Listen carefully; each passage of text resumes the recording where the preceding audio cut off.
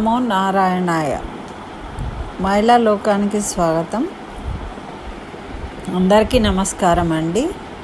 మనము ఈరోజు ఈ వీడియోలో ఎన్నో మనకు అనుమానాలు ఉంటాయి. ముఖ్యంగా ఆడవాళ్లకు చాలా అనుమానాలు ఉంటాయి పూజా విధానంలో.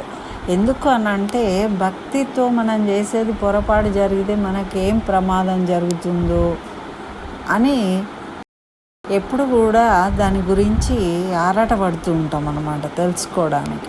కాబట్టి ఈ వీడియోలో మీకు దీపారాధన గురించి చక్కగా వివరంగా వివరిస్తాను, ఎటువంటి అనుమానం లేకుండా మీ క్లారిటీ కోసం.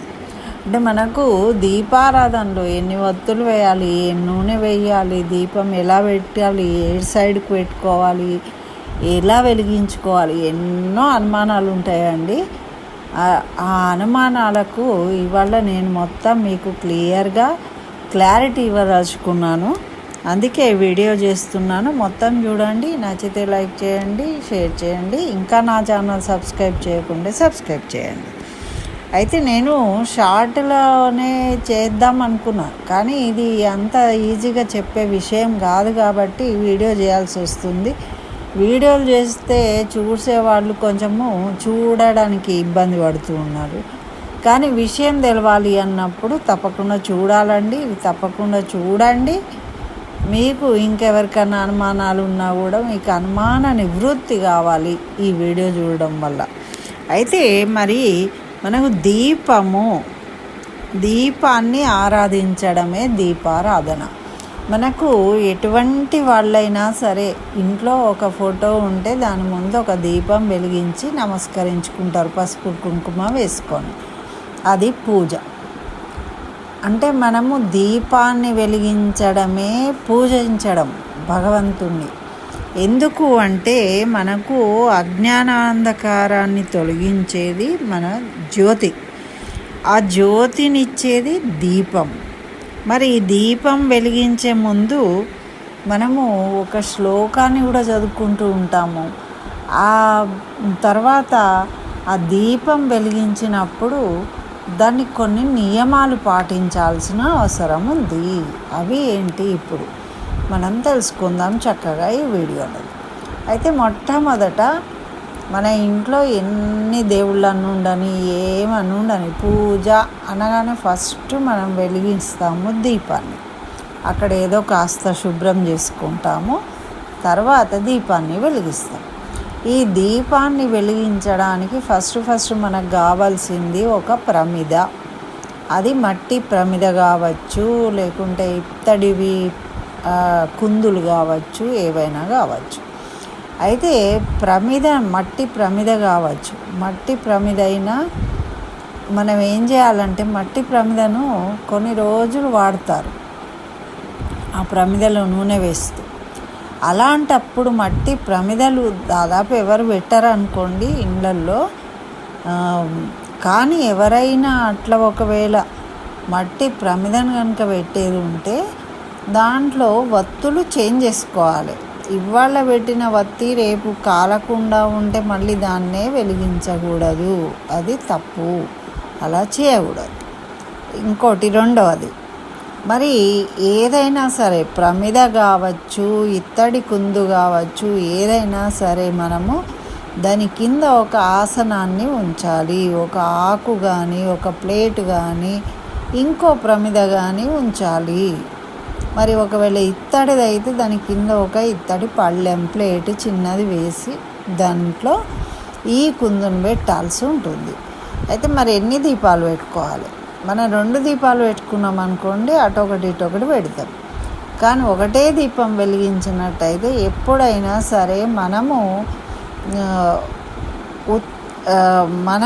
మన కుడి చేతి వైపు దీపాన్ని ఉంచాలి. మరి ఆ దీపంలో జ్యోతి వత్తులు ఎటువైపు వేయాలి అంటే పెరుమాళ్ళ వైపు వేయాలి.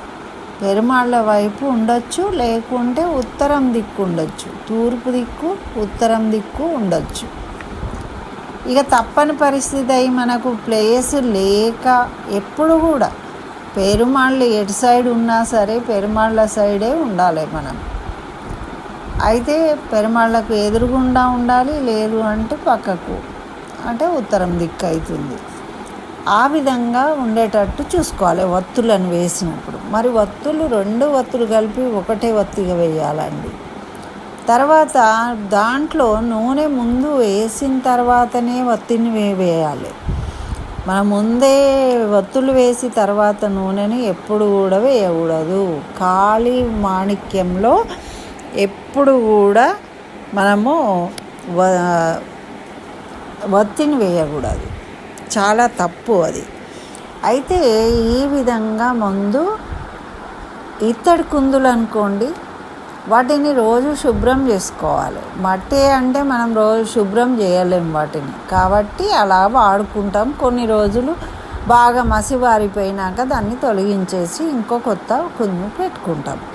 మరి ఇత్తడివి కనుక మనం వాడినట్టయితే వాటిని రోజు శుభ్రం చేసుకోవాలి. అదే దాంట్లో మళ్ళీ నూనె వేసి దీపాన్ని వెలిగించకూడదు. దాంట్లో వత్తిని కూడా అలాగే ఉంచి దీపాన్ని వెలిగించకూడదు. ఒక్కొక్కసారి దీపము ఆరిపోయి నూనె అందులో మిగిలిపోతుంది. అట్లాంటప్పుడు ఆ నూనెను మనం వాడుకోవచ్చు, కానీ వత్తిని వాడుకోకూడదు. అంటే కాలిన వత్తిని మళ్ళీ దీపారాధనకు పనికిరాదు. ఇది మనము తప్పకుండా గుర్తు పెట్టుకోవాలి. దీన్ని ఎక్కడ కూడా మళ్ళీ దీపాని కిందికి వాడుకోకూడదు. ఒకవేళ మనం పొద్దున్న వెలిగించింది మనం సాయంత్రం దీపారాధన చేసినప్పుడు కనుక ఆ వత్తి బాగానే ఉంది అనుకుంటే వెలిగించుకోవచ్చు అదే రోజు. కానీ తెల్లవారిన తర్వాత మాత్రము అది ఎట్టి పరిస్థితుల్లో పనికిరాదు. దాన్ని తొలగించేసి వేరే వత్తులు వేసుకోవాలి. కానీ అదే ఇత్తడి మెటల్తో చేసిన కంచు కానీ ఇత్తడి కానీ వెండి కానీ పెట్టుకున్నప్పుడు స్టీల్ కానీ అసలు స్టీల్ పెట్టకూడదండి. దయచేసి మట్టి ప్రమిద పెట్టుకోండి. మీకు ఇత్తడి ఉంటే ఇత్తడి పెట్టుకోండి, లేకపోతే మట్టి ప్రమిద పెట్టుకోండి. అంతేగాని ఇత్తడి మాణిక్యాలలో దీపాన్ని వెలిగించడం అనేది అసలే పనికిరాదు అని చెప్తారు మన పెద్దలు. అది ఇనుము కాబట్టి పనికిరాదు. ఎప్పుడు మనము నవగ్రహారాధన పూజలు చేసేటప్పుడు ఇనుప పాత్రలను ఉపయోగిస్తారు శనీశ్వరుడి యొక్క పూజలు చేసినప్పుడు. కాబట్టి మనం ఇళ్ళల్లో ఎప్పుడు కూడా స్టీలు మాణిక్యాలలో దీపాన్ని వెలిగించకూడదు. కేవలము ఇత్తడి మాణిక్యాలు లేదు అంటే మట్టి ప్రమిదలో వెలిగించుకోవాలి. ఈ విధంగా దీపాన్ని ముందు ఒక దీపం తీసుకొని దాని కింద ఒక ప్లేట్ ఉంచుకొని ఆ దీపం పెట్టే ప్లేస్లో కాస్త ముగ్గు వేసి దాని మీద ఈ పాత్ర నుంచి ఈ కుందు నుంచి దాంట్లో నూనె వేసి దాంట్లో 2 వత్తులను కలిపి ఒక వత్తిగా చేసి ఆ నూనెలో వత్తిని వేసి అది కూడా మనం పూజ చేసే ఎదురుగుండా మనకు కుడివైపు ఉండేటట్టు ఆ దీపాన్ని ఉంచుకోవాలి.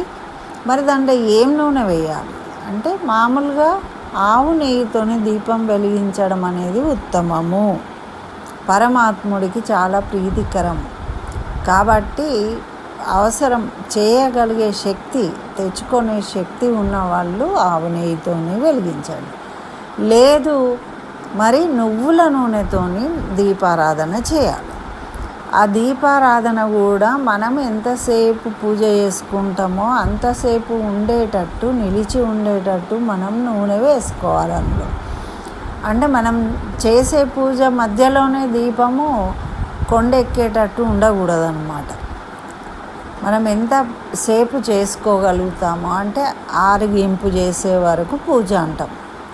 షోడశోపచార పూజ చేస్తామా, మధ్యలో ధ్యానం చేస్తామా, స్తోత్రాలు చదువుతామా, అర్చన చేస్తామా, ఎంతసేపు చేస్తామా అనేది మనకు ఐడియా ఉంటుంది. కాబట్టి దాన్ని దృష్టిలో పెట్టుకొని మనం దీపంలో నూనె ఎంత వేసుకోవాలనేది చూసుకోవాలి. మధ్యలో కనుక ఒకవేళ తగ్గినట్టు మీకు అనిపిస్తే కాస్త యాడ్ చేసుకొని పూజ చేసుకోవాలి. ఎందుకు అంటే మనము ఒకసారి పూజ మొదలుపెట్టినప్పుడు ఆ దీపం వెలిగిస్తాం కదా, మొదట దీపం వెలిగిస్తాం కాబట్టి మనము చివర నివేదన అయ్యి కర్పూర హారతి ఇచ్చే వరకు కూడా ఈ దీపం వెలుగుతూ ఉండాలి. అది నియమం. ఆ విధంగా చూసుకోవాలి, మధ్యలో అది కొండెక్కకుండా. అయితే ఈ దీపము వెలిగించడమే సగం పూజ అయిపోతుంది. అసలు పూజ అన్నది దీపం వెలిగించడం. ఎందుకు?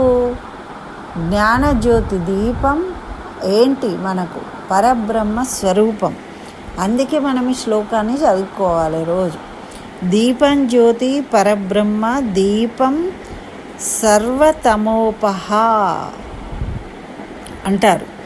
మరి దీపేన సాధ్యతే సర్వం సంధ్యాదీపం నమస్తుతే. ఇది సాయంత్రం చదువుకోవాలి, ఇది పొద్దున చదువుకోవాలి. దీపం జ్యోతి పరబ్రహ్మ. ఆ దీపం అనేది ఒక పరబ్రహ్మ. ఆ దీపం వెలిగించినప్పుడు దాన్ని తప్పకుండా అలంకరించుకోవాలి పసుపు కుంకుమ పెట్టి. అదేవిధంగా పసుపు కుంకుమ పెట్టి అలంకరించిన తర్వాత ఒక పుష్పాన్ని ఉంచాలి. ఆ పుష్పాన్ని ఉంచిన తర్వాత కాస్త బెల్లం ముక్కనో కడి చక్కెర ముక్కనో లేకుంటే కొంచెం చక్కెరనో ఏదో ఆ కింద పెట్టిన ప్లేట్లో నివేదించాలి. దీపానికి, దీపాన్నే మనం దైవ స్వరూపంగా భావిస్తాం కాబట్టి దానికి నివేదన కూడా చెయ్యాలి.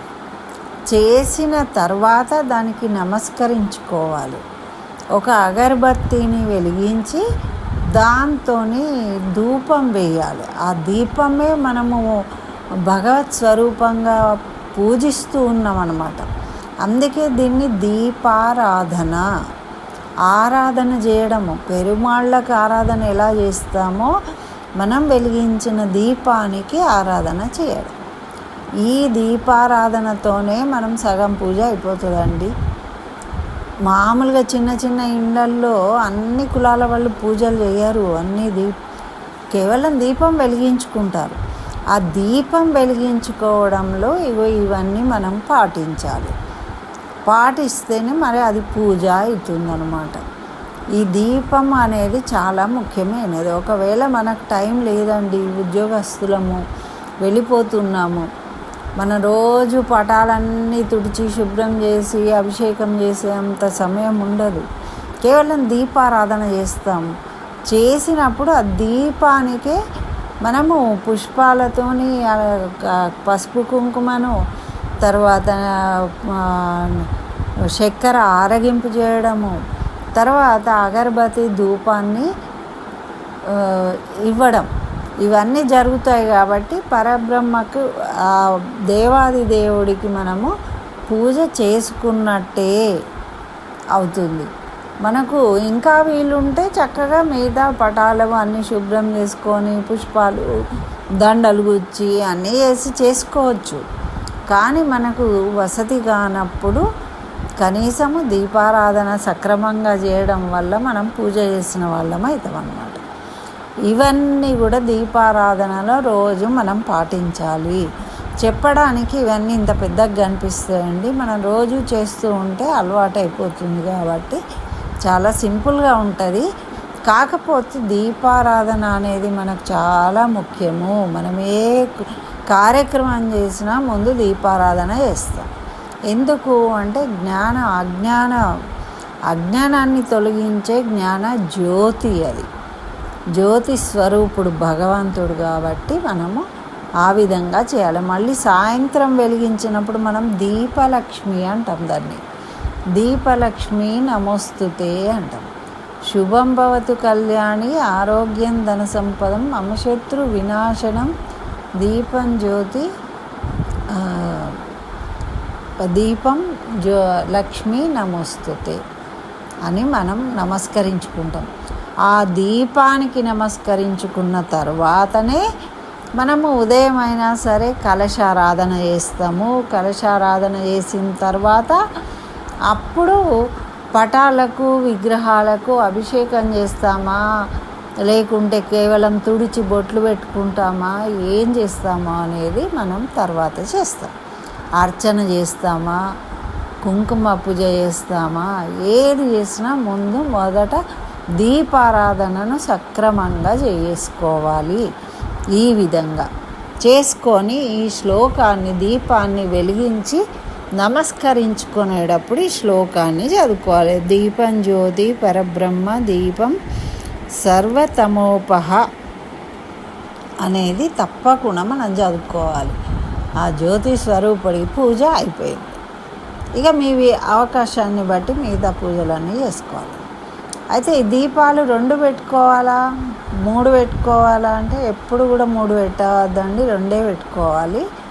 వీలైతే మనకు వసతి ఉంటే 2 దీపాలు వెలిగించుకుంటాం. అక్కడ ప్లేస్ ఉండాలి. మనం నూనె కూడా రోజు 2 దీపాలలో 2 వత్తులు కావాలి, 4 వత్తులు కావాలి, నూనె కావాలి, ఇంత అవసరం ఉంటుంది. కాబట్టి మన శక్తిని బట్టి మనం దీపాలు వెలిగించుకుంటాం. ఒకటి వెలిగించుకుంటే కుడివైపు దీపం ఉండాలి.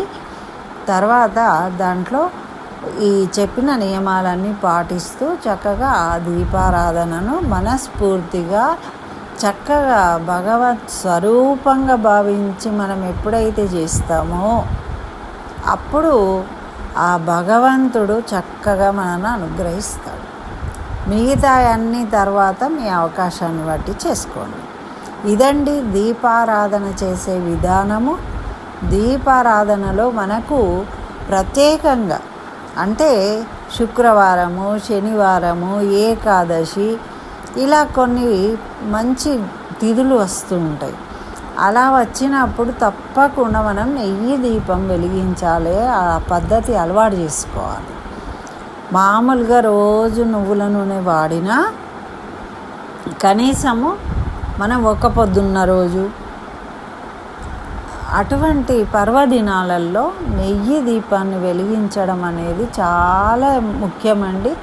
ఈ నెయ్యి దీపం వెలిగించడం వల్ల ఏమవుతుంది అంటే మనకు మన పాపాలు తొలగిపోయి మనకు ఆ సిరి సంపదలు కలుగుతాయి, మన కోరికలు నెరవేరుతాయి అంటారు పెద్దలు. అందుకని నెయ్యి దీపము అని చెప్తూ ఉంటారు కొన్ని పరిహారాలు చెప్పేటప్పుడు కూడా. ఆ విషయంగా మనము దీన్ని గుర్తుంచుకొని ఆ విధంగా ఒక చిన్న ప్యాకెట్ తెచ్చి పెట్టుకున్నాం అనుకోండి, ఏదో ఒక వారంలో ఒక రోజు నెయ్యి దీపాన్ని వెలిగించుకుంటాం. ఇట్లా మనము ప్రతిదీ చక్కగా నిర్వహించుకున్నట్టయితే మనకు అలవాటు అయిపోతే చాలా ఈజీగా మనం చేసేసుకుంటాం. ఇది పెద్ద విషయం కాదు. దీపానికి ఇంత కథ ఉంటుందా అంటే దీపమే భగవత్ స్వరూపంగా మనం పూజిస్తాం. కాబట్టి ఫస్ట్ దీపంకి, తర్వాత కలశానికి, తర్వాత అప్పుడు పెరుమాళ్ళకు చేస్తాం మనం. అంటే 3 స్టెప్పులు ఉంటాయి. కాబట్టి ముందు దీపారాధన ఈ విధంగా చేసుకోండి. మనం కలశారాధన గురించి మనం ఇంకొక వీడియోలో తెలుసుకుందాం. ఇది దీపారాధన విషయం అండి. ఇంకేమైనా డౌట్లు ఉంటే మీరు కామెంట్ సెక్షన్లో పెట్టండి, క్లియర్ చేయడానికి నేను ప్రయత్నం చేస్తాను.